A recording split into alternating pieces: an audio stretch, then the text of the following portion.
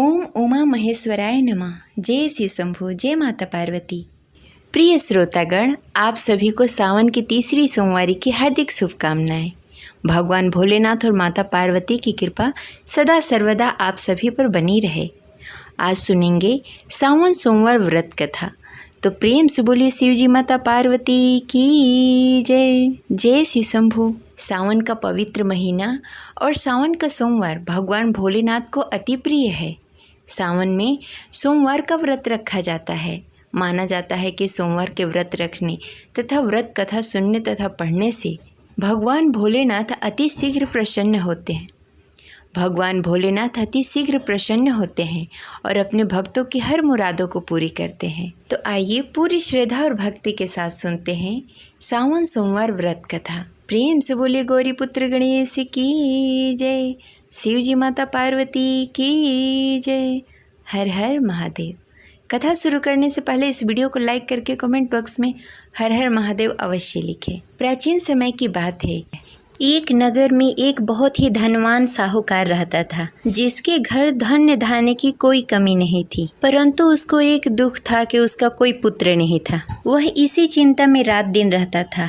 वह पुत्र कामना के लिए प्रतिदिन सोमवार को शिव जी का व्रत और पूजा किया करता था तथा संध्या काल को शिव मंदिर में जाकर शिवलिंग के सामने दीपक जलाया करता था।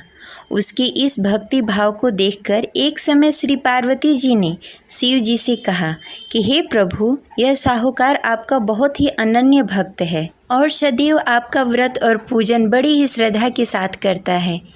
इसकी मनोकामना पूर्ण करनी चाहिए। शिव जी ने कहा, हे पार्वती, यह संसार का कर्म क्षेत्र है। जैसे किसान खेत में जैसा बीज डालता है वैसा ही फल काटता है, इसी प्रकार इस दुनिया में जो जैसा कर्म करता है वैसा ही फल पाता है। पार्वती जी ने अत्यंत आग्रह से कहा, हे प्रभु, जब वह आपका अनन्य भक्त है, उसको अगर किसी प्रकार का दुख है तो आपको अवश्य ही उसका दुख दूर करना चाहिए, क्योंकि आप सदैव अपने भक्तों पर दया करते हैं, उसके दुख को दूर करते हैं। यदि आप ऐसा नहीं करेंगे तो कोई मनुष्य आपकी सेवा और व्रत क्यों करे? पार्वती जी का ऐसा आग्रह देख शिव जी ने कहा, हे पार्वती, इसका कोई पुत्र नहीं है, इसीलिए यह सदैव दुखी रहता है।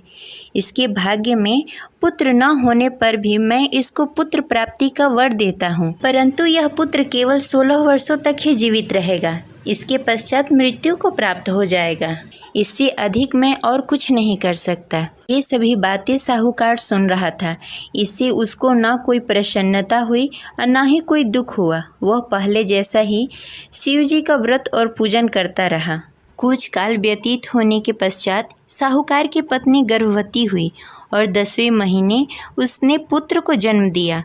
साहूकार के घर में बहुत ही खुशी मनाई गई, परंतु साहूकार उसके 16 साल की आयु जानकर कुछ अधिक प्रसन्न नहीं हुआ। यह बातें उसके घर वालों को मालूम नहीं था। विद्वान पंडितों ने उसका पुत्र का नाम अमर रखा। जब अमर 12 वर्ष का हुआ तो उसे शिक्षा प्राप्त करने के लिए काशी भेजने का निश्चय हुआ। व्यापारी ने अमर के मामा को बुलाया और कहा कि अमर को शिक्षा प्राप्त करने के लिए काशी छोड़ आओ। अमर अपने मामा के साथ शिक्षा प्राप्त करने के लिए चला गया। रास्ते में जहां अमर और उसके मामा विश्राम करने के लिए ठहरते, वहीं यज्ञ करते और ब्राह्मणों को भोजन कराते। लंबी यात्रा के बाद अमर और उसके मामा एक नगर में पहुंचे। उस नगर में राजा की कन्या के विवाह की खुशी में सभी नगर को सजाया गया था। निश्चित समय पे बारात आ गई, लेकिन वर का पिता अपने बेटे की एक आंख से काने होने के कारण बहुत चिंतित था। उसी इस बात का भय सता रहा था कि राजा को इस बात का पता न चले, कहीं वह विवाह से इनकार न कर दे, इससे उसकी बदनामी होगी। वर के पिता ने अमर को देखा। उसके मस्तिष्क में एक विचार आया। उसने सोचा, क्यों न इस लड़के को दुल्हा बनाकर राजकुमारी से विवाह करा दूं। विवाह के बाद उसको धन देकर विदा कर दूंगा और राजकुमारी को अपने नगर ले जाऊंगा। वर के पिता ने इसी संबंध में अमर और उसके मामा से बातें। अमर के मामा ने धन मिलने के लालच में वर के पिता की बातें मान ली। अमर को दूल्हे का वस्त्र पहनाकर राजकुमारी चंद्रिका से विवाह करा दिया। राजा ने बहुत सारा धन देकर राजकुमारी को विदा किया। अमर जब लौट रहा था तो सच नहीं छिपा सका और उसने राजकुमारी की ओढ़नी पर लिख दिया, राजकुमारी चंद्रिका, आपका विवाह मेरे साथ हुआ है। मैं काशी शिक्षा प्राप्त करने के लिए जा रहा हूँ। अब तुम्हें जिस नवयुवक की पत्नी बनना पड़ेगा वह कान्हा है। जब राजकुमारी ने अपनी ओढ़नी पर लिखा हुआ पढ़ा तो उसके कान्हे लड़के के साथ जाने से इनकार कर दिया।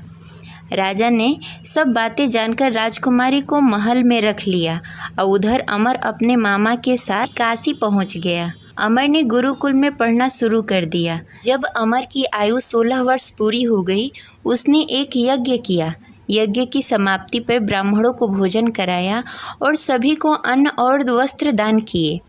रात्रि को अमर अपने शयन कक्ष में सोने के लिए चला गया। शिव जी के वरदान के अनुसार शयन अवस्था में अमर के प्राण पखेरु उड़ गए। सूर्योदय पर मामा अमर को मृत देखकर रोने लगे। आसपास के लोग भी एकत्र होकर दुख प्रकट करने लगे। मामा के रोने विलापने का स्वर समीप से गुजरते हुए भगवान शिव और माता पार्वती ने सुन लिया। पार्वती जी ने शिव जी से कहा, मुझे इसके रोने का स्वर सहन नहीं हो रहा है, आप इस व्यक्ति के कष्ट अवश्य दूर करें।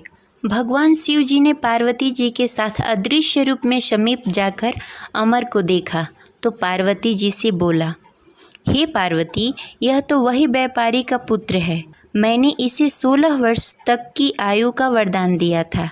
इसकी आयु पूरी हो गई है। पार्वती जी ने फिर भगवान शिव जी से निवेदन किया, हे प्रभु, आप इस लड़के को जीवित करें, नहीं तो इसके माता पिता पुत्र की मृत्यु के कारण रो रो कर अपने प्राण त्याग देंगे। इसके पिता तो आपके परम भक्त हैं, जो वर्षों से सोमवार का व्रत करते हुए भोग लगा रहा है। पार्वती जी के आग्रह करने पर भगवान शिव ने उस लड़के को जीवित होने का वरदान दिया और कुछ ही पल में वह जीवित होकर उठ गया। शिक्षा प्राप्त करने के बाद अमर अपने मामा के साथ अपने नगर की ओर चल दिया। दोनों चलते चलते उसी नगर पहुँचे जहाँ अमर का विवाह हुआ था। उस नगर में भी अमर ने यज्ञ का आयोजन किया। समीप से गुजरते हुए नगर के राजा ने यज्ञ का आयोजन देखा। राजा ने अमर को तुरंत पहचान लिया। यज्ञ समाप्त होने पर राजा ने अमर और उसके मामा को महल में लेकर गए और कुछ दिनों तक उन्हें महल में ही रखा। उसके पश्चात बहुत सारा धन वस्त्र देकर राजकुमारी के साथ विदा किया। रास्ते में सुरक्षा के लिए राजा ने बहुत सारे सैनिकों को भी साथ में भेजा। मामा ने नगर में पहुंचते ही एक दूत को घर पर भेजकर अपने आगमन की सूचना भेज दी। अपने बेटे अमर के जीवित वापस लौटने की सूचना से व्यापारी बहुत प्रसन्न हुआ। व्यापारी ने अपने पत्नी के साथ स्वयं को एक कमरे में बंद कर रखा था।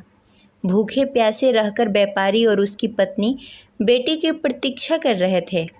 उन्होंने प्रतिज्ञा कर रखी थी कि यदि उन्हें अपना बेटा मृत्यु के मुंह से वापस लौटकर नहीं आया तो वो अपने प्राण त्याग देंगे। व्यापारी अपनी पत्नी और मित्रों के साथ नगर के द्वार पर चला गया। उसने अपने बेटे का विवाह का समाचार सुनकर पुत्रवधू राजकुमारी चंद्रिका को देखकर उसकी खुशी का ठिकाना न रहा। उसी रात भगवान शिव ने व्यापारी को स्वप्न में आकर कहा, हे श्रेष्ठ, मैं तेरे सोमवार के व्रत करने और कथा सुनने से बहुत प्रसन्न हूँ। इसी वजह से मैंने तुम्हारे पुत्र की लंबी आयु कर दी है। व्यापारी बहुत प्रसन्न हुआ। सोमवार का व्रत करने से व्यापारी के घर में खुशियाँ लौट आई। शास्त्रों में लिखा है कि जो भी स्त्री या पुरुष सोमवार का विधि विधान से व्रत करते हैं और कथा सुनते हैं, उनकी सभी इच्छाएं पूरी होती है और भगवान भोलेनाथ और माता पार्वती की कृपा सदा सर्वदा उन सभी पर बनी रहती है। तो प्रेम से बोलिए शिव जी माता पार्वती की जय। जय शिव शंभू। आशा करते हैं यह कथा आपको अच्छी लगी होगी, तो इस वीडियो को लाइक करें और ज़्यादा से ज़्यादा लोगों को शेयर करें। मिलते हैं अगली वीडियो, तब तक के लिए हर हर महादेव। जय शिव शंभू।